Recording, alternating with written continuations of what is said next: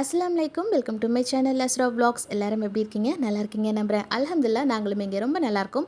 So இன்றைக்கான video எதை பற்றினா, என்னுடைய ஒரு நாள் பொழுது, பிஸியான பொழுது எப்படி போணுச்சு, அன்றைக்கி இங்கே என்னெல்லாம் நடந்துச்சு அப்படிங்கிறது தான் இன்றைக்கி ஒரு வீடியோவை உங்களுக்கு ஷேர் பண்ணியிருக்கேன். அண்ட் இது கூட சின்னதாக ஒரு ரெசிபியுமே ஷேர் பண்ணியிருக்கேன். ஸோ கண்டிப்பாக இந்த வீடியோ உங்களுக்கு யூஸ்ஃபுல்லாகவே இருக்கும் அப்படின்னு நினைக்கிறேன். ஸோ வீடியோ வந்து ஸ்கிப் பண்ணாமல் பாருங்கள். இன்னும் சேனலை சப்ஸ்கிரைப் பண்ணலைன்னா மறக்காமல் சேனலை சப்ஸ்கிரைப் பண்ணிவிட்டு பாருங்கள். வீடியோக்குள்ளே போய் என்னங்கிறத பார்க்கலாமா?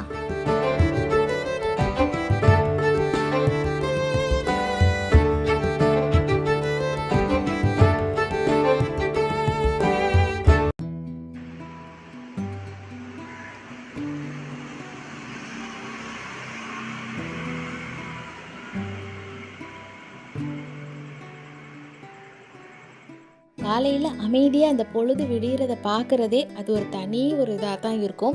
ஸோ அமைதியாக அந்த காக்கா குருவி சத்தத்தோட பொழுது கொஞ்சம் கொஞ்சமாக விடிகிறத பார்க்குறதுக்கு அது நல்லா இருக்கும். மைண்டுக்கு நம்மளுக்குமே பீஸ்ஃபுல்லாக நல்லா இதுவாக இருக்கும். ஸோ அன்றைக்கி அந்த மாதிரி ஃபஜர் தொழுதுட்டு என்னடா ரொம்ப எல்லோ கலரில் ஒரு மாதிரி வெளிச்சம் இதாக இருக்கேன்னு பார்த்தா அப்போ தான் சன்ரைஸ் ஆகிட்டு இருந்துச்சு. அதை பார்த்துக்கிட்டே கொஞ்சம் நேரம் நின்றுட்டு அதுக்கப்புறம் தான் உள்ளே வந்து வேலையை ஸ்டார்ட் பண்ணேன். ஸோ இன்றைக்கி வந்து என்னென்னு பார்த்தீங்கன்னா கொஞ்சம் பிஸியாக தான் போணுச்சு. ஸோ அதுலேயும் இன்றைக்கி சன்ரைஸ்லாம் பார்த்துட்டு உள்ளே வந்து அடுப்பங்கரைக்கு வரோம், அன்றைக்கி கொஞ்சம் நல்ல பொழுதாக தான் போவோம் அப்படின்னு தான் நினச்சி எல்லா வேலையும் ஆரம்பிச்சிட்டு இருந்தேன். எப்படிலாம் போணுச்சு அப்படிங்கிறத வீடியோ போக பார்க்கலாமா? ஸோ அன்றைக்கி இங்கே வந்து பால்லாம் எடுத்து சூடு பண்ணி வச்சுட்டு நிஹாலுக்கு பிரேக்ஃபாஸ்ட்டுக்கு வந்து சாண்ட்விச் ரெடி பண்ணி கொடுத்துடலான்ட்டு எடுத்து வச்சுட்டு இருந்தேன். ஸோ இது எதுக்கு தேன் வந்து இது பண்ணிகிட்டு இருக்கேன்னு பார்த்தீங்கன்னா, சுக்கு பற்றி நான் கேட்டிருந்தேன். ஸோ ஒரு வீடியோவில் கேட்டிருந்தேன் இல்லையா, அதுக்கு வந்து லாத்தா ஒருத்தக வந்து சொல்லியிருந்தாங்க, இந்த மாதிரி டெய்லி எடுத்துக்கிட்டு அல்சர் ப்ராப்ளம் வரும், ஏன்னா காரம் அது அதிகமாக இருக்கும் அப்படின்ட்டு. அது கண்டிப்பாக உண்மை தான். அது ரொம்ப காரம் இதாக இருந்ததுனால நான் அதையுமே இது பண்ணேன், எனக்கு தெரிஞ்சிச்சு. சரி ஓகே, நம்மளுக்கு அல்சர் எங்கெங்கே நிற்கும் இல்லையா, அதனால் நான் அதை இது பண்ணிக்கலாம் அப்படின்ட்டு நாள் வச்ச தண்ணியை வேஸ்ட் பண்ண வேணாம் அப்படின்ட்டு அதை இன்றைக்கி கொஞ்சம் லேசாக சூடு பண்ணி அதில் தேன் கலந்து குடிச்சிருக்கேன். அதில் ஜீரகம் ஏலக்காய் ரெண்டுமே சேர்ந்தவது தான், வெறும் சுக்கு தண்ணி கிடையாது. பட் அது குடித்ததுனால என்ன ஒரு யூஸ்னால், எனக்கு வந்து நல்ல தாகம் எடுத்துச்சு. நல்லா வந்து தண்ணி நான் அதிகம் குடிக்காமலே இருந்தேன் கொஞ்ச நாள். நான் இதுக்கு முன்னாடி தண்ணி நிறையா குடிக்கிற ஆள். ஆனால் அடுப்பங்கரையில் வேலை பார்த்துட்டு இருக்கும்போது வேர்த்து கொட்டும், ஆனால் தண்ணி நான் அதிகம் குடிக்காமலே இருந்துட்டேன். ஸோ பட் இப்போ வந்து இந்த தண்ணி அன்றைக்கி குடித்தது எனக்கு கொஞ்சம் நல்லாவே இருந்துச்சு. தேன் கலந்து நம்ம சும்மா சாதாரணமாக சுடு தண்ணி குடித்தாலே எனக்கு நம்மளுக்கு வந்து கொஞ்சம் ஒரு இதாக இருக்கும், வெயிட்லெஸ்ஸாக இருக்கும், கொஞ்சம் நல்ல தண்ணி தாகம் தான் எடுக்கும். அது சுக்கோடு சேர்த்து சாப்பிடும்போது குடிக்கும்போது நல்லாவே தண்ணி தாகம் எடுத்துச்சு. ஸோ இதை வந்து வாரத்தில் 1 நாள் 2 நாள் எடுத்துக்கலாம். அது ஒரு நல்ல ஒரு விஷயந்தான். ஆனால் டெய்லி எடுத்துக்கிட்டாக்கா கண்டிப்பாக அல்சர் வரத்துக்கு வாய்ப்பு இருக்குது தான். ஸோ நிஹாலுக்கு அன்றைக்கி வந்து தோசை இட்லி மாவு களி அடித்து பராசப்பா மாவு இருந்தது. பட் கொஞ்சமாக இருந்ததுனால தான் நான் அன்றைக்கி வந்து சாண்ட்விச் பண்ணி கொடுத்துருந்தேன். நாங்கள் எல்லாம் ஆளுக்கு ஒரு பராசப்பம் மட்டும் இது பண்ணி நாள் வச்சு மீனானமும் இருந்தது மண் சட்டியில், அதை தொட்டு சாப்பிட்டுக்கிட்டு எங்களுக்கு பசியார வேலை கம்ப்ளீட் பண்ணியாச்சு. ஸோ நிஹாலுக்கு வந்து இது சாண்ட்விச் அவன் ஸ்கூல் இல்லைன்னா அவனே பண்ணிக்குவான். ஸ்கூல் இருக்கிற நேரமாக இருந்தது, ப்ரெட் இருந்தது, கொஞ்சம் யூஸ்ஃபுல்லாக இருந்துச்சுன்னு வைங்களேன். சீஸ் போட்டு அவனுக்கு பிடிச்ச மாதிரி செஞ்சு வச்சு கொடுத்துட்டேன். சைக்கிள் டெஸ்ட் வேறு போயிட்டு இருந்தது. அதுக்கு இடையில் வந்து சயின்ஸ் எக்ஸிபிஷனுக்குமே செஞ்சு கேட்டிருந்தான். நான் எல்லாமே வாங்கிட்டு வந்து வச்சுட்டேன். பட் எனக்கு அன்றைக்கி செஞ்சு கொடுக்க முடியல, அது ஒன்று தான் கஷ்டமாக இருந்தது. ஸோ பசியார வேலைலாம் முடிச்சுட்டு வந்து பார்த்திங்கன்னா, இப்போ நம்ம புதுசாக வாங்கின இந்த பெட் இருக்கு இல்லையா, இதுக்கு வந்து பெட்ஷீட் வந்து எலாஸ்டிக் சைடில் வந்து எலாஸ்டிக் கவர் பண்ணுற மாதிரி பெட்ஷீட் ஆர்டர் கொடுத்துருந்தேன். அதுதான் இப்போ இதுக்கு நான் போட்டுட்ருக்கேன். நார்மலாக எலாஸ்டிக் இல்லாத பெட்ஷீட் வந்து இந்த பெட்டை தூக்கி ஃபுல்லாக கவர் பண்ணி என்னால் போட முடியல. அது எதனாலனா ரொம்ப வெயிட்டாக இருக்குது, ஒரு இதாக என்னால் தூக்க முடியல. அதனால் சரி ஓகே, எலாஸ்டிக் கவராக ஆர்டர் பண்ணிட்டா ஃபிட்டாக அப்படியே நிற்கும். ஏன்னா உட்கார போக அப்படியே சைடில் இழுத்துக்கிட்டு வந்துடுது. ஓகே, இது கொஞ்சம் ஈஸியாக இருக்கும். மீஷோவில் தான் ஆர்டர் பண்ணியிருந்தேன். இதை போட்டு முடிக்கிறதுக்குள்ளே எனக்கு ஏற்பட்ட காயம் என்னென்னு பார்த்தீங்கன்னாக்கா, அந்த பெட் அப்படி தூக்கி டக்குன்னு விடும்போது அந்த அடியில் இருக்க பலகையில் இருக்க சரா குத்தி நகத்துலேருந்து நல்ல பிளட் வர ஆரம்பிச்சிடுச்சு. எப்படியும் ஒரு வழியாக பெட்ஷீட் போட்டு முடிச்சிட்டேன். ஸோ நல்லா பியூர் காட்டன் நல்லா இருந்தது இந்த பெட்ஷீட்டு. உங்களுக்கு லிங்க் வேணும்னா சொல்லுங்கள், நான் இன்ஷால்லாஹ் வந்து நான் டிஸ்கிரிப்ஷனில் லிங்க் கொடுக்குறேன். புது பெட்டாக வேறு இருக்கு இல்லையா, இருக்க தான் பழகும் உங்களுக்கு. அது எப்படின்னா சாஃப்டாக இருக்கும், மேலே ஏறி உட்காரும்போது சாஃப்டாக இருக்கும். பட் அதை தூக்கும்போது அவ்வளோ வெயிட்டாக இருக்குது. அதனால் எனக்கு இந்த பெட்ஷீட் போடுறது உண்மையிலே ரொம்ப கஷ்டமாக அது ஒரு வேலையாக தெரிஞ்சிச்சு. இது பில்லோ கவர் சரியாக இருக்குமான்னு யோசனை. நான் வந்து டபுள் சைஸ் தான் போட்டிருந்தேன் ஆர்டர். பட் வந்து எனக்கு ரிசீவ் ஆகுனது கிங் சைஸு. நான் டபுள் சைஸ் போட்டுட்டு அப்புறம் யோசித்தேன். பட் கிங் சைஸுங்கிறதுனால இந்த பில்லோவுக்கு கவர் வந்து கரெக்டாக இருந்தது. கிங் சைஸ் என்ன ஆகிடுச்சின்னு பார்த்தீங்கன்னா, சைடில் பிதுங்கி வலி ஆரம்பித்ததை ஃபிட் பண்ணும்போது தான் எனக்கு இந்த அடிப்பட்டதுமே. ஸோ எப்படியோ பெட்ஷீட் எல்லாம் போட்டு முடிச்சாச்சு. ஸோ இது ஒரு புது ஆரம்பம். ஸோ தம்ப்நெயிலே நான் சொல்லியிருந்திருப்பேன் என்ன புது ஆரம்பம் அப்படின்னு பார்த்தீங்கன்னா, நான் இப்போ மெஹந்தி இதில் இருக்கேன் இல்லையா, ஸோ அதுக்கு வந்து எனக்கு விசிட்டிங் கார்டு இல்லாமல் ரொம்ப எனக்கு கஷ்டமாக இருந்தது. ஸோ புதுசாக வந்து நான் விசிட்டிங் கார்டு வந்து ஆர்டர் கொடுத்துருந்தேன். அதுதான் வந்திருக்கு. எங்கேருந்து வந்திருக்குன்னு பார்த்தீங்கன்னா இமேஜின் ஸ்டுடியோ அப்படிங்கிற பேஜ்லேருந்து தான். ஸோ ஸ்டார்டிங் நான் ஒரு 10 இயர்ஸ் பிஃபோர் நான் வந்து மெஹந்தி ஃபீல்டில் ஆரம்பித்த கையோட நான் விசிட்டிங் கார்டெலாம் போட்டு ரெடி பண்ணி வச்சுருந்தேன். அதில் அட்ரஸோடு இருக்கும். அது வந்து இப்போ அட்ரஸ் நாங்கள் மாறி மாறி இருக்கிறதுனால அது யூஸ் ஆகாமல் இதாகிடுச்சு. பட் அந்த சமயம் எனக்கு ரொம்ப நல்லா இருந்தது. அந்த கார்டு ரொம்ப யூஸ்ஃபுல்லாக இருந்தது. பட் இப்போ நான் இந்த டிசைன் க்ரியேட் பண்ணி அவங்கள்ட்ட அனுப்பியிருந்தேன். ஸோ குவாலிட்டி வைஸ் பார்த்திங்கன்னா பக்காவாக இருந்தது. நல்ல வந்து ஷைனிங்காக அந்த குவாலிட்டி எப்படி சொல்கிறது, ஒரு கார்டோட இது வந்து கெட்டியாக நல்ல இதாக இருந்துச்சுன்னு வைங்களேன். ரொம்ப நல்லா இருந்தது அஃபோர்டபுளான ப்ரைஸில். ஸோ கண்டிப்பாக நான் இதை பற்றின வீடியோ இன்ஷால்லா இன்ஸ்டாவில் வந்து நான் ரீல்ஸாக வந்து நான் டீட்டெயிலாக ஷேர் பண்ணுறேன். பட் எப்படி இருக்குது அப்படின்னு சொல்லுங்கள். எனக்காக துவாவும் செய்யுங்க. இன்ஷால்லா நிறைய மெஹந்தி ஆர்டர்ஸ் வரணும் அப்படின்ட்டு எனக்காக துவா செய்யுங்க. ஸோ மெஹந்தி டீட்டெயில்ஸ் வேறு எதுவும் வேணும்னா அதை பற்றியும் உங்களுக்கு தெரிஞ்சுக்கணும் அப்படின்னா கமெண்ட் பண்ணுங்கள். இன்ஷால்லா நான் இன்னொரு சேனலில் அதை பற்றின டீட்டெயில்ஸுமா நான் உங்களுக்கு சொல்கிறேன். ஸோ இதுதான் நான் அந்த புது ஆரம்பம். அதுக்கப்புறம் பார்த்திங்கன்னா அன்றைக்கி லன்ச் வந்து கொஞ்சம் சிம்பிளாக தான் பண்ணியிருந்துச்சு. ரொம்ப இதாக பண்ணலை. ஸோ நைட்டுக்கு டின்னர் கொஞ்சம் இதாக பண்ணிக்கலாம் அப்படிங்கிறதுனால மதியம் வந்து சிம்பிளாக்கியாச்சு. இருந்த காய்கறி எல்லாம் எடுத்து போட்டு ஒரு மரக்கறி செஞ்சுட்டு ஒரு பொரியல் பண்ணிவிட்டு பருப்பானமோட வேலை முடிஞ்சுது. பட் அது சிம்பிள்னு நம்ம சொல்கிறோம். ஆனால் அதை செஞ்சு முடிக்கிறதுக்கெல்லாம் இந்த சிம்பிள் ரெசிபிஸ் தான் நம்மளுக்கு வேலை இழுத்து வைக்கும். ஸோ சிக்கன் மட்டன் மீனுன்னு சமைக்கும் போது சீக்கிரம் முடிஞ்சிடுற மாதிரி இருக்கும். ஒரே பரட்டல் ஒரே ஆணும் ஒரே பொரியல் அப்படின்ட்டு. பட் இந்த மரக்கறியெல்லாம் செய்கிறப்போ வந்து பார்த்திங்கன்னா அது வேலை இழுத்துக்கிட்டு போகும். ஸோ மரக்கறிண்டா நம்ம இந்த மாதிரி பொரியல் தீச்சக்கறி இதெல்லாம் தான் அப்படி சொல்கிறது. எங்கே எல்லாருமே மரக்கறி தான் சொல்லுவாள். மீன் ஆனால் காய்ச்சி மீன் பொரிச்சா கண்டிப்பாக மரக்கறி ஏதாவது இருக்கணும் அப்படிங்கிற மாதிரி. இன்றைக்கி பருப்பானம் காய்ச்சிட்டு இறால் பொரியல் அண்ட் இந்த பீன்ஸ் கொஞ்சமாக கடந்தது. அது கூட வந்து பச்சை பட்டாணி சேர்த்து ஒரு பொரியல் பண்ணி முடிச்சாச்சு. சுத்தமாக தேங்காய் இல்லவே இல்லை. மார்க்கெட் போனால் தேங்காய் வாங்காமல் வந்துட்டேன்னா தேங்காய் இல்லாதது ஒன்று தான். அது போட்டிருந்தா அது சூப்பராக இருந்திருக்கும். ஸோ இன்றைக்கி வந்து புதுசாக பட்டாணி சேர்த்து பீன்ஸில் பண்ணியிருந்தது. உண்மையிலே டேஸ்ட் ரொம்ப நல்லா இருந்தது. கண்டிப்பாக நீங்களும் ஒரு தடவை ட்ரை பண்ணி பாருங்கள் பொரியலுக்கு. அது நல்லா இருந்துச்சு. ஸோ ஊற வச்ச பட்டாணி வேஸ்ட் பண்ணாமல் பொரியலுமே பண்ணிக்கிட்டேன். அந்த இறால் பொரியல் வழக்கமாக நம்ம பண்ணுற மாதிரி தான். ஆனால் இந்த இறால் பொரியல் வந்து முதல் நாள் நான் நிஹாலுக்கு சாப்பாட்டில் கிளறி கொடுத்துருந்தேன். நான் இதை செஞ்சுக்கிட்டு இருக்கும்போதே நான் அம்மாட்ட சொன்னதுன்னா நிஹால் வந்து பார்த்தானா எனக்கு இன்றைக்கும் அதே மாதிரி வேணும்னு கேட்பான். ஏன்னா முதல் நாள் செஞ்சு கொடுத்தப்பே பார்த்திங்கன்னா அது நல்லா இருந்துச்சு. திரும்ப எனக்கு இன்னொரு நாள் எப்போ செஞ்சு தருவீங்கன்னு கேட்டுகிட்டு இருந்தான். அவனுக்காக மட்டும் அன்றைக்கி சாப்பாட்டில் வந்து இறால் கிளறி கொடுத்துருந்தேன். இறாலை பொரிச்சிட்டு அதாவது வெங்காயம் மட்டும்தான் போட்டிருந்தேன். தக்காளிலாம் இப்போ நான் இதில் சேர்க்குற மாதிரி சேர்க்கவே இல்லை. அவனுக்கு வந்து உப்புத்தூள் மஞ்சத்தூள் இஞ்சி பூண்டு பேஸ்ட்டு மிளகாத்தூள் மட்டும் போட்டு வெங்காயம் போட்டு இறால் பொரிச்சு அதுலேயே ரைஸை போட்டு கிளறி கொடுத்துருந்தேன். எனக்கெல்லாமல் அது பிடிக்கும். அப்படின்னா அந்த இறால் பொரிச்சது கருவாடு பொரிச்ச சட்டி, அப்புறம் வந்து மீனானம் சட்டி, அடி சட்டி, கோழியானம் கறியானம் அந்த அடி சட்டியில் போட்டு இந்த பொரியல் பண்ணின இதிலெல்லாம் சோறு போட்டு கிளறி சாப்பிட்றது அது தனி டேஸ்ட்டாக இருக்கும் இல்லையா. அது வந்து நிஹாலுக்கு அந்த மாதிரி அன்றைக்கி செஞ்சு கொடுத்துருந்தேன். அவனுக்கு நல்லா இருந்துச்சுன்னு சொல்லவும் இன்றைக்கி அதே மாதிரி வேணும்னு கேட்டான். பட் இன்றைக்கி தக்காளி கரம் மசாலா எக்ஸ்ட்ரா இதில் நான் சேர்த்துருந்தது. ஏன்னா தொட்டுக்காக நம்மளுக்கு செய்கிறதுனால அந்த மாதிரி சேர்த்துருந்தேன். அப்போவே சொன்னேன் டேஸ்ட்டு கொஞ்சம் கம்மியாக இருக்கும் தம்பி, முதல் நாள் மாதிரி இருக்காது அப்படின்ட்டு. பரவாயில்ல எனக்கு இதே கொடுங்க. ஏன்னா அந்த பருப்பானதம்லாம் சாப்பிட தம்பிக்கு இறங்காது. சாம்பார் வச்சு கொடுத்தா கூட சாப்பிட்டுடுறான். அதுலேயும் வந்து வெண்டைக்காய் போட்ட சாம்பாராக இருந்தால் கண்டிப்பாக சாப்பிடவே மாட்டான். மற்ற காய்கறி போட்டு சாம்பார் கொடுத்தா சாப்பிட்றான். ஆனால் இதே பருப்பானம்டாக்கா அவனுக்கு என்னதான் பிடிக்குமோ என்னமோ தெரியல. அதாவது எப்படி அது இருக்குன்னு தெரியாது. நெய் போட்டு வல்லு கட்டி நான் அந்த பருப்பானத்தை கொடுத்து சாப்பிட சொல்வேன். சரி எனக்கு இதுவே கொடுத்துருங்கன்றதுனால அன்றைக்கிங்க அவருக்கு இதை கொடுத்து முடிச்சாச்சு. சாப்பாட்டு வேலையெல்லாம் முடிஞ்சிருச்சு அலமதுலில்லாஹ். அதுக்கப்புறம் இது வந்து பார்த்திங்கன்னா நைட்டு டின்னருக்காக எடுத்து வச்சிட்ருக்கேன். ஸோ நைட்டு டின்னருக்கு இப்போவே கொஞ்சம் இது பண்ணி வச்சுட்டு சீக்கிரம் முடிச்சிடலாம் அப்படின்னு நினச்சி ஆரம்பிச்சிருக்கேன். பட் எப்படி முடிஞ்சுன்னு வீடியோ போக பார்க்கலாம். சிக்கன் வந்து 3/4 கிலோவுக்கு எடுத்திருக்கேன். ஒரு டீஸ்பூன் ஃபுல்லாக வந்து ஒரு டேபிள் ஸ்பூன் ஃபுல்லாக இஞ்சி பூண்டு பேஸ்ட்டு, கொஞ்சமாக உப்பு மஞ்சத்தூள் மட்டும் போட்டு சிக்கனை பரட்டி மேரினேட் பண்ணி வச்சுட்டேன். இது நைட்டுக்கு செய்கிறதுக்கெல்லாம் இது சரியாக வந்துடும். அந்த வேக வைக்கிறதுக்காக மட்டும்தான், மற்றபடி வேறு எதுவும் இல்லை. சிக்கனை கொஞ்சம் ஊற வச்சுட்டு ஈவினிங் போல் வேக வச்சு எடுத்துக்கலாம். ஏன்னா எனக்கு வந்து சப்பாத்தியில் ஸ்டஃபிங் வச்சு செய்கிறதுக்காகத்தான். அது எப்படி என்ன செஞ்சேங்கிறத இப்போ வீடியோ போகும்போது நான் உங்களுக்கு சொல்கிறேன். ஸோ இந்த வேலை ஒரு பாட்டுக்கு முடிஞ்சிடுச்சு. சிக்கனை வந்து அப்படி மூடி வச்சிடலாம். அன்றைக்கி நான் வீடியோ எடுக்கணுங்கிறது அன்றைக்கிங்க மட்டும் பார்த்திங்கன்னா அன்பாக்சிங் ஒர்க்கே 2 இருந்தது. இது 2மே நான் எக்ஸ்பெக்ட் பண்ணல. ஸோ இதை வந்து இதையுமே உங்கள் கூட ஷேர் பண்ணலாம். அதாவது எனக்கு இதை பற்றின டீட்டெயில் தெரியாது, என்னங்கிறத நான் ஓப்பன் பண்ணிவிட்டு காட்டுறேன் பாருங்களேன். ஸோ இது ஃப்ளிப்கார்ட்டில் ஒரு பொருள் வந்து ஆர்டர் கொடுத்துருந்தோம். இது என்னென்னா கபிவா அப்படிங்கிற ஒரு இதுலேருந்து டயபெட்டிக் ஜூஸ், அதாவது சுகர் கண்ட்ரோலுக்காக உள்ள ஜூஸ் அப்படின்னு சொல்லிட்டு இது அம்மா வந்து ஆர்டர் போட்டு கேட்டிருந்தா. இது 1/2 லிட்டர் மட்டும் நான் இப்போ ஆர்டர் கொடுத்துருக்கேன். இது வந்து ட்ரையல் பேக் 8 நாளைக்கு மட்டும்தான் அது 1/2 லிட்டரே வரும்னு சொல்லி போட்டிருந்துச்சு. 1 மாதத்துக்கு 4 பாட்டில் அப்படின்ட்டு. இது கபிவா அப்படிங்கிறது வந்து நான் யூடியூப்லேயுமே பார்த்தேன், ஃபேஸ்புக்லேயுமே இப்போ வந்து லிங்க் இது பண்ணி பார்த்தேன். இது வந்து நல்ல ஒரு இதாக தான் இருந்துச்சு. இன்ஸ்டாலேயுமே இதுக்கு தனியாக ஒரு பேஜுமே இருக்குது.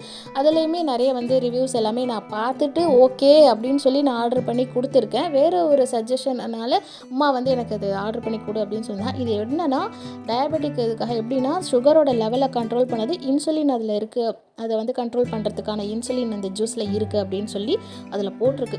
மற்றபடி எனக்கு எந்த டீட்டெயிலுமே அதிகமாக தெரியாது. இதை பற்றி உங்களுக்கு ஏதாவது டீட்டெயில் தெரிஞ்சிச்சுன்னா கண்டிப்பாக எனக்கு கமெண்ட்டில் ஷேர் பண்ணுங்கள். அண்ட் இதில் வந்து பார்த்திங்கனாக்கா இந்த மருந்து எப்படி எடுத்துக்கணுன்னா 30 ml இந்த ஜூஸ் எடுத்து ஒரு கிளாஸ் ஃபுல்லாக டம்ளர் ஒரு கிளாஸ் ஃபுல்லாக தண்ணியில் 30 ml இந்த ஜூஸை எடுத்துக்கணும் அப்படின்னு போட்டிருக்கு. 30 ml வந்து எப்படி சாப்பிட்றதுனாக்கா சாப்பாட்டுக்கு முன்னாடி காலையில் நம்ம சாப்பிட்றதுக்கு அரை மணி நேரத்துக்கு முன்னாடி இந்த மருந்தை கலக்கி குடிச்சிக்கணுமா. அதே மாதிரி நைட்டு டின்னருக்கு சாப்பிட போகிறதுக்கு அரை மணி நேரத்துக்கு முன்னாடி இதே மாதிரி 30 ml ஒரு கிளாஸ் வாட்டரில் மிக்ஸ் பண்ணிக்கணுமா. சாப்பிட்டதுக்கு அப்புறம் அரை மணி நேரம் கழிச்சுமே சாப்பிடணும். அதாவது ஒரு நாளைக்கு 3 தடவை இதை எடுத்துக்கணும் அப்படின்னு சொல்லி போட்டிருக்காங்க. இதில் மற்ற இது என்னென்னா இப்போ எக்ஸசைஸ் பண்ணிவிட்டு ஃபிட்டாக இந்த ஒரு இதாக இருக்கணும், பாடி ஃபிட்டாக இருக்கிறதுக்கு அப்படின்ட்டு நம்ம ஜிம்க்கெலாம் போகிறவங்க இருக்காங்களே அவங்களுக்காக ஒரு ஜூஸுமே இருக்குது. இன்னொரு இது எனக்கு அது என்னன்னு சரியாக எனக்கு புரியல. அது 3 மாதிரி இருக்குது. அதில் ஒன்று தான் இந்த டயபெட்டிக் ஜூஸுமே வைங்களேன். ஸோ இதுவே வந்து 8 நாளைக்கு மட்டும்தான் வரும் அப்படின்ட்டு போட்டிருக்கு 500 ml. பட் எப்படி என்னங்கிறத நாள் போக போக நான் உங்களுக்கு சொல்கிறேன். உங்களுக்கு தெரிஞ்ச டீட்டெயில்ஸுமே எனக்கு ஷேர் பண்ணுங்கள். ஸோ லன்ச் எல்லாமே ரெடி ஆகிடுச்சின்னு சொன்னேன் இல்லையா. ஸோ சூப்பரான ஒரு சாப்பாடுங்க. பருப்பானம், பீன்ஸு பட்டாணி பொரியல் அண்ட் இறால் பொரியல். இந்த மாதிரி பருப்பானத்துக்கு கூட உரப்பாக ஒரு பொரியல் இருக்கும்போது அந்த சாப்பாடு இறங்கும். அதனால தான் நிஹாலுமே சாப்பிட மாட்டேங்கிறானோ என்னன்னு தெரியல. மதியம் சாப்பிட்டு முடிச்சாச்சு. அல்ஹம்துலில்லாஹ் சாப்பிட்டு முடிச்சதுக்கப்புறம் கையோடு வந்து பார்த்திங்கன்னா சிக்கன் வந்து இஞ்சி பூண்டு பேஸ்ட் போட்டு பரட்டி வச்சுருந்தேன் இல்லையா, அதை வேக வச்சிடலான்ட்டு நைட்டு டின்னருக்கு ஸ்டஃபிங்காக தான் அதை ரெடி பண்ணுறேன். ஸோ இதை வந்து இப்போவே முன்னாடியே வேக வச்சுட்டாக்கா கொஞ்சம் ஆறினதும் சீக்கிரமாக அதை வந்து பிச்சு பிச்சு குட்டி குட்டி பீஸ் ஆக்கிக்கலாம் அப்படின்ட்டு இதை முன்னாடி முடிச்சுட்டு அதுக்கப்புறம் கொஞ்சம் நேரம் ரெஸ்ட் எடுத்துக்கலாம் அப்படின்ட்டு அதை வேக வைக்கிறதுக்கு வந்துட்டேன். வேறு எதுவுமே சேர்க்கல. இஞ்சி பூண்டு அப்புறம் வந்து மஞ்சத்தூள் உப்பு போட்டு இதை கொஞ்சம் அதில் கொஞ்சம் அலசி விட்டு தண்ணி இது பண்ணிட்டேன். ஏன்னா சிக்கனுமே தண்ணி விட்டுரும் இல்லையா. கொஞ்சம் நேரம் வேக வச்சு எடுத்துக்கிட்டேன். ரொம்ப நேரம் வேக வச்சா ஹார்டாக போயிடும் சிக்கன், அது வந்து ரப்பர் மாதிரி ஆகிடும் இல்லையா. அதனால் இந்த தண்ணி கொதித்து அடங்கி கொஞ்சம் இதாகிறது வரைக்கும் வேக வச்சு எடுத்துக்கிட்டேன்.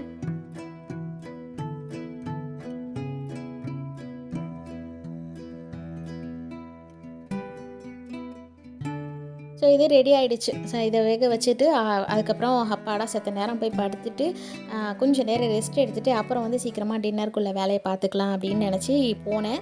அதுக்கெல்லாம் வந்து பார்த்திங்கன்னா அசருக்கு வாங்கமே சொல்லிட்டாக. அதுக்கப்புறம் வந்து சரி அசரை தொழுதுட்டு நம்ம வந்து கிச்சனுக்கு வரலாம் அப்படின்ட்டு வந்தேன். அதுக்கப்புறம் தான் வந்து பார்த்திங்கனாக்கா சப்பாத்தி மாவு வந்து முதல் ரெடி பண்ணி வச்சுக்கலாம் அப்படின்ட்டு ஒரு அசர் தொழுது முடிச்சுட்டு சப்பாத்தி மாவு வந்து ரெடி பண்ணிக்கிட்டேன். ஆனால் ஒரு விஷயம் என்னென்னா சப்பாத்தின்னு நான் கை வச்சுட்டேன்னு வைங்களேன், அடுத்த நாள் சுத்தமாக நான் எந்திரிக்கவே மாட்டேன். அது என்னதுனாலனா சப்பாத்தி கட்டையை எடுத்தாலே எனக்கு அந்த பின்னாடி கழுத்து வலி வந்துடும்.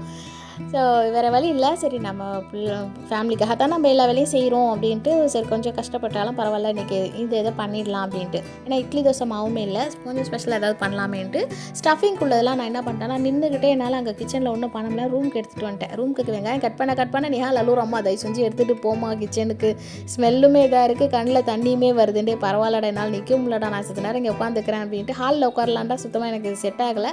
நேராக ரூம் கொண்டுன்னு வைங்களேன். அம்மா வந்து அப்படியே டீ காஃபி எடுத்துகிட்டு வந்தேன். அதை அப்படியே குடிச்சிக்கிட்டே மற்ற எல்லாம் பார்த்துட்டேன். ஸோ ஸ்டஃபிங்குள்ளதெல்லாம் ரெடி பண்ணிக்கிட்டேன். ஸோ என்னென்னா சப்பாத்தி இது பண்ணும்போது பார்த்திங்கனாக்கா அடுத்த நாள் கழுத்து வலி கண்டிப்பாக எனக்கு வந்துடும். ஏன்னா வந்து இந்த 10 வருஷமாக வந்து மெஹந்தி இது பண்ணிகிட்டு இருக்கிறேன் இல்லையா, போடுறோம் இல்லையா. இப்போ எனக்கு மெஹந்தி ஆர்டர்ஸ் எல்லாமே குறைஞ்சிடுச்சு. ஆனால் 10 வருஷத்துக்கு முன்னாடி அவ்வளோவா மெஹந்தி ஆர்டிஸ்ட்டுங்கிறது இந்த ஊரில் கிடையாது இல்லையா. அப்போ என்னென்னா பார்லர் வச்சுருக்கிறவங்கலாம் நம்மளுக்கு மெஹந்திக்கு வந்து சொல்லுவாங்க. அப்போ நம்ம டிசைன் பிடிச்சி போயிட்டு தனிப்படையாக அவங்களே வந்து நம்மளை காண்டாக்ட் பண்ணி ஒரு ஃபேமிலியில் ஃபங்க்ஷன் வருதுன்னா மெஹந்திக்கு வந்து கூப்பிடுவாங்க. ஸோ அப்போது ஒரு நாள் முழுக்க டைம் ஸ்பெண்ட் பண்ணுற மாதிரி இருக்கும். ஏன்னா ஒருத்தருக்கு போடுற மாதிரி இருக்காது, ஃபேமிலியில் எல்லாருக்குமே போடுற மாதிரி இருக்கும். ஸோ அப்போ வந்து குனிஞ்சு உத்து பார்த்து மெஹந்தி போட்டு என்ன ஆச்சுன்னா எனக்கு பின் கழுத்து வலி வந்துச்சு. பார்லரில் இருக்கிறவங்க மெஹந்திக்கு ஏன் நம்மளை கூப்பிடுவாங்கன்னா அவங்க என்ன சொல்கிறாங்க எதனாலன்னா, ஸோ எனக்கு மெஹந்தி போடுவேம்மா ஆனால் என்னால் போட முடியல, கழுத்து வலி வந்துடுது, அதனால் இப்போ எனக்கு மேக்கப் இதெல்லாம் பண்ணிவிட்டு பண்ண முடியாது, அதனால தான் உங்களை கூப்பிடுறேன் அப்படின்னு ஆரம்பத்தில் அப்படி தான் சொல்லி நம்மளுமே கூப்பிடுவாங்க. அது நம்ம இந்த ஃபீல்டில் வந்ததுக்கப்புறம் இருக்க தான் நம்மளுக்குமே அந்த கழுத்து வலி வர ஆரம்பிக்கும். இப்போ பார்லர் வச்சுருக்கிறவங்க யாருமே அதிகமாக மெஹந்தி பண்ண மாட்டாங்க, ஆள் செப்பரேட்டாக தான் கூப்பிடுவாங்க. இப்போ வரைக்கும் அப்படி தான் இருக்குது இல்லையா? ஸோ நம்ம அதே இதில் இருக்கிறோம். அப்போ நான் அதிகமாக நான் ஒருத்தி தான் அப்போ போடுவேன். அப்போது ஒரு 5-6 பேருக்கு ஒன்றா ஒரே டைமில் போடுற மாதிரி இருக்கும். அடுத்த நாள்லாம் போய் போட்டுட்டு இருந்திருக்கேன்னு வைங்களேன். ஸோ இதே மாதிரி இருந்ததில் எனக்கு சப்பாத்தி ப்ரெஸ் பண்ணி ஒரு வேலை பண்ணும்போது, சப்பாத்தி பரோட்டாலாம் பண்ணும்போது எனக்கு அந்த கழுத்து வலி வரும். ஸோ இருந்தாலும் பரவாயில்ல, என்னைக்காவது ஒரு நாள் நம்ம புதுசாக செய்கிறோம். அதுவும் நம்ம பிள்ளைக்காக நம்ம ஃபேமிலி மெம்பர்ஸ்க்காக தானே செய்கிறோம் அப்படின்னு, அதனால ஒன்றும் இதாக இருக்காதுன்னு அட்ஜஸ்ட் பண்ணிக்கிறது. இருந்தாலும் அடுத்த நாள் செம்ம வலி வந்துருச்சு. ஸோ ஸ்டஃபிங் என்னெல்லாம் பண்ணியிருந்தேன்னா, குட்டி குட்டியாக பெரிய பல்லாரி வெங்காயம் நல்லா குட்டியாக கட் பண்ணி எடுத்துக்கிட்டேன். காரத்துக்கு ஏற்ற மாதிரி நான் ஒரு 4 பச்சை மிளகா குட்டி குட்டியாக சாப் பண்ணி எடுத்துக்கிட்டேன். அதுக்கப்புறம் கேரட்டு, அப்புறம் உருளைக்கிழங்கு இதுதான் துருக்கி எடுத்திருக்கேன். கொஞ்சமாக எண்ணெய் விட்டு நல்லா கொஞ்சம் வெங்காயம் இதானோடனே வெங்காயம் பச்சை மிளகா ரெண்டுத்தையுமே வதக்கிட்டு ஒரே ஒரு ஸ்பூன் அளவுக்கு இஞ்சி பூண்டு பேஸ்ட்டு சேர்த்துருக்கேன். ஏன்னா சிக்கன்லேயுமே வேக வச்சது இருந்துச்சு இல்லையா? இதனால் கொஞ்சம் லேசாக அப்படியே பிறண்டு வர சமயத்தில் கேரட்டு உருளைக்கிழங்கையும் சேர்த்துக்கிட்டேன். துருக்கி சேர்த்தா தான் ஸ்டஃபிங்க்கு நல்லாயிருக்கும். சிக்கனையுமே குட்டி குட்டியாக பொடிசாக இது பண்ணிக்கிட்டேன். வெங்காயமும் கேரட்டு காய்கறியெல்லாம் கொஞ்சம் வதங்கி லேசாக வந்துட்டு இருக்கும்போது மல்லி புதினா சேர்த்துக்கிட்டேன். அதுக்கப்புறம் பிச்சு வச்ச கோழியுமே சேர்த்துக்கிட்டாச்சு. இதுக்கு தேவையான அளவு உப்பு, மஞ்சத்தூள், மிளகாத்தூள் 1 ஸ்பூனு, கரம் மசாலா 1 ஸ்பூனும், சிக்கன் மசாலா ஒரு 2 டேபிள் ஸ்பூன் அளவுக்குமே காரத்துக்கு ஏற்ற மாதிரி சேர்த்துருக்கேன். பச்சை மிளகா அதில் சேர்த்ததுனால மிளகாத்தூளை கொஞ்சமாக சேர்த்துருக்கேன். ஸோ இதை ஸ்டஃபிங்க்கு சூப்பராக ரெடி பண்ணிட வேண்டியது. இவ்வளோ தான், சிம்பிள் தான். நம்ம இருக்கிற காய்கறியும் சிக்கன் இல்லைனா சிக்கன், இல்லைனா பீஃபு, மட்டன், இந்த மாதிரி நம்மளுக்கு என்ன பிடிக்குமோ சேர்த்துக்கலாம். எக்கு கூட சேர்த்துக்கலாம், அதுவுமே இந்த ஸ்டஃபிங்க்கு நல்லாயிருக்கும். பன்னீர் சேர்த்துக்கலாம், அதுவுமே நல்லாயிருக்கும். பன்னீர் துருக்கி சேர்த்தாலுமே சூப்பராக தான் இருக்கும். ஸோ மசாலா சேர்த்ததுக்கப்புறமா அதிக ஃப்ளேம் வச்சு வதக்க வேண்டாம், சிம்மில் மீடியமாக வச்சு இது பண்ணிங்கன்னா சூப்பராக ரெடி ஆகிடும். காய்கறியுமே சரி வெங்காயமே சரி ரொம்ப வதங்க விடக்கூடாது. அப்படி இல்லைனா, ஏன்னா துருக்கி நம்ம சேர்க்குறோம் இல்லையா, அப்போ சுருங்கி கொஞ்சமாக போயிடும், குவான்டிட்டி அதிகமாகிடும், கொஞ்சமாக போயிடும். நம்ம ஸ்டஃபிங் வைக்கும்போது ஒன்றுமே இருக்காதுன்னு வைங்களேன், அதில் கொஞ்சம் வேகம் இல்லையா. ஸோ இப்போ ஸ்டஃபிங் ரெடி ஆகிடுச்சு. இந்த கேப்பில் பார்த்திங்கன்னா எனக்கு ஹஸ்பண்டுமே வீடியோ கால் பண்ணுறேன், என்ன பண்ணிகிட்டு இருக்க அப்படின்ட்டு. இந்த மாதிரி செய்கிறேன், ஏன் உனக்கு இந்த இல்லாத வேலை அப்படின்ட்டு. ஸோ பரவாயில்ல, சப்பாத்தி பண்ணால் தான் வலி வரும்ல, அப்படியே அந்த வீண் வேலை அப்படின்னு. பரவாயில்ல, மாவு இல்லை, இட்லி தோசை மாவு இல்லை, அதை அரைச்சாலும் கஷ்டம்தான். அந்த பெரிய கிரைண்டரில் குழவி தூக்கி அதை மாவு அரைக்கிறதுக்குள்ளே அப்போவும் எனக்கு அதே கை வலி புரடி வலி வரதான் போகுது. ஸோ எது பண்ணாலும் அந்த வலி எனக்கு தானே, என்ன செய்கிறது, நான் தானே செஞ்சாகணும் அப்படின்னு சொல்லி கொஞ்சம் நேரம் பேசிட்டு இருந்ததுலேயே நேரம் ஆகிடுச்சு. ஸோ ஸ்டஃபிங்க்கு மேலே இது பண்ணுறதுக்காக மைனஸ் ரெடி பண்ணி வச்சுக்கிட்டேன். இப்போது சப்பாத்தி மாவு ரெடி பண்ணிட்டேன். இது என்னென்னா, ஃபஸ்ட்டு நான் என்ன தப்பு பண்ணிட்டேன்னா, ஆயில் வச்சு ஃபுல்லாக சப்பாத்தி ரோல் பண்ணிக்கிட்டேன். அது எனக்கு கொஞ்சம் ஸ்டிக்கியாக இருக்க மாதிரி இருந்தது. ஸோ இது நீங்கள் ஆலு பராட்டாக்கு செய்கிற மாதிரி இந்த ஸ்டஃபிங்கை மாவை இது பண்ணிவிட்டு அது உள்ளே ஃபில் பண்ணி அப்படியே தேய்ச்சியுமே சுட்டு எடுக்கலாம், முர்த்தபா மாதிரியுமே போட்டு எடுக்கலாம். நாங்கள் இன்றைக்கி எப்படி பண்ணலாம் அப்படின்னு யோசித்து வச்சுருந்தேன்னா, இந்த மாதிரி ஒரு பிளேட்டு வளர்த்துட்டு அது உள்ள ஸ்டஃபிங் வச்சு ஸ்டஃபிங்க்கு மேலே ரெடி பண்ண மயனஸ் எல்லாமே ஃபுல்லாக மேலாக இது பண்ணிக்கிட்டேன். ஸ்டஃபிங் அது கூடவே மயனஸை பெரட்டல, அது கொஞ்சம் சூடு ஆறி பெரட்டினாலுமே ஒரு மாதிரி விசுன்னு போயிடும். ஸோ இது மாதிரி மேலே கூட நம்ம இது பண்ணிக்கலான்ட்டு இந்த மாதிரி மயனஸை ஸ்ப்ரெட் பண்ணிக்கிட்டேன்.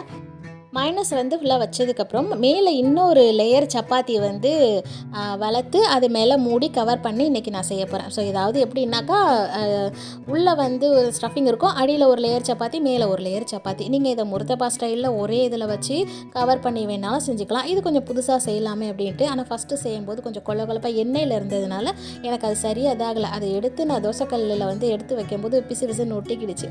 அதை தோசைக்கல்லில் ஒரு சூடு வாங்கினதுக்கப்புறம் அடுத்ததாக ஒரு புத்தி வந்த மாதிரி என்ன பண்ணிட்டேன்னா, மாவு தூவி வளர்த்த ஆரம்பித்தேன். மாவு தூவி வளர்த்தும் போது எனக்கு கொஞ்சம் ஈஸியாக இருந்த மாதிரி இருந்தது. அடுத்தடுத்து எனக்கு கரெக்டாக வந்துருச்சு. அதுவுமே நான் வீடியோவில் இது பண்ணியிருக்கேன். ஸோ அது மாதிரி லாஸ்ட்டாக நம்ம சேனலில் நானஹத்தா ரெசிபி போட்டிருந்தோம் இல்லையா, அதுக்கு பயங்கர ரெஸ்பான்ஸ் பண்ணியிருந்தீங்க. அல்ஹம்துலில்லாஹ், எனக்கு ரொம்ப ரொம்ப சந்தோஷமாக இருந்தது. நிறைய பேர் ட்ரை பண்ணி பார்த்துட்டு நல்லா இருந்துச்சுன்னு கமெண்ட்டுமே போட்டிருந்தீங்க, பிக்சர்ஸுமே அனுப்பியிருந்தீங்க. அல்ஹம்துலில்லாஹ், எனக்கு உண்மையிலேயே ரொம்ப ரொம்ப சந்தோஷமாக இருந்தது. உங்களுக்கு பிடிச்சிருந்துச்சு, நல்லா வந்துருச்சுன்னு கேட்கும்போது எனக்குமே ரொம்ப சந்தோஷம். இன்ஷால்லா உங்களுக்கு அந்த மாதிரியான ட்ரெடிஷ்னல் ரெசிபிஸ் ஏதாச்சும் வேணும்னாக்கா கண்டிப்பாக எனக்கு சொல்லுங்கள். நம்ம சேனல்லையுமே வீடியோஸ் ஷேர் பண்ண நானுமே ட்ரை பண்ணுறேன். பனியான் ரெசிபிஸ் இப்போ நிறைய என்ன ரெசிபிஸ் இது பண்ணாலும் ட்ரெடிஷ்னல் ரெசிபீஸ்க்குன்னு ஒரு தனி மதிப்பு இருக்குது. ஸோ அதே மாதிரி இந்த பணியான்களுக்குமே ஒரு இது இருக்குது. அதை ட்ரெடிஷ்னல் மெத்தடில் பண்ணும்போது இன்னுமே அது நல்லாவே வரும். ஸோ கரெக்டான மெஷர்ஸ் தெரிஞ்சு நம்ம அதே மாதிரி ஃபாலோ பண்ணிட்டாலே உங்கள் எல்லாருக்குமே சூப்பராக வரும் இல்லைங்களா. ஸோ உங்களுக்கு என்ன மாதிரி ரெசிபீஸ் வேணும்ட்டு எனக்கு கமெண்ட் பண்ணுங்கள். அடுத்தடுத்த வீடியோவில் நான் வந்து ட்ரை பண்ண பார்க்குறேன். ஸோ சப்பாத்தி வந்து ஸ்டஃபிங்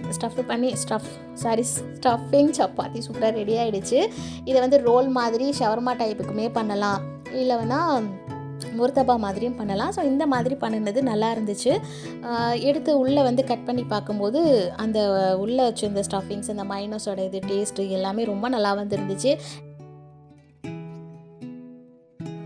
இதை வந்து நான் சீக்கிரமாக செஞ்சு முடிச்சோன்னு ஈவினிங்கே நான் வேலையை ஆரம்பித்தேன். என்ன தான் டின்னருக்காக மட்டும் நான் விறுவிறுன்னு வேலையை முன்னாடி ஆரம்பித்தாலும் அது எப்படியாவது அந்த 8 மணியை தாண்டி தான் வேலை முடியும். நைட்டு படுக்க போகிறதுக்கெல்லாம் அந்த 10 மணி நெருங்கிடும்னு வைங்களேன். அன்றைக்கி அந்த மாதிரி இதெல்லாம் ரெடி பண்ணிவிட்டு வீடியோ எடுத்துகிட்டு நான் வச்சு தரேன்டான்னு சொல்லி இது பண்ணுறதுக்குள்ளே நிஹால் சுற்றி வந்திருந்தான்.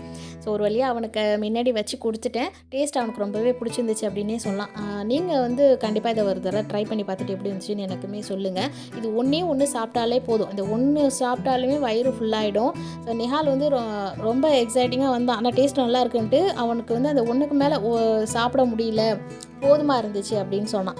ஸோ கொஞ்சம் செஞ்சாலே போதும். ஸோ ரொம்ப இது வந்து வயிறு ஃபுல்லாகிடும். ஸோ இது வந்து மாவு அடுத்த நாளுமே மிச்சமாக இருந்துச்சு. நான் காலையில் அவனுக்கு வந்து ஆலு பரோட்டா மாதிரி வச்சு கொடுத்து ஸ்கூலுக்கு சாப்பிட கொடுத்து அனுப்பியிருந்தேன். ஸோ சாப்பிடும்போது நான் இதை வீடியோ எடுக்கணும்னு நினச்சேன். சாப்பிட்டு மிச்சம் மீதியை வீடியோ எடுக்கிற மாதிரி ஆகிடுச்சு. ஸோ சாப்பிட்டுட்டு டேஸ்ட் ரொம்பவே நல்லாச்சு. மைனஸ் தொட்டுக்கலாம், சாஸ் தொட்டுக்கலாம், ரொம்பவே நல்லாயிருக்கும். கண்டிப்பாக ட்ரை பண்ணி பார்த்துட்டு எப்படி இருந்துச்சுன்னு சொல்லுங்கள். வீடியோ இதோட நான் முடிச்சுக்கிறேன். இந்த vlog இதோட முடியுது.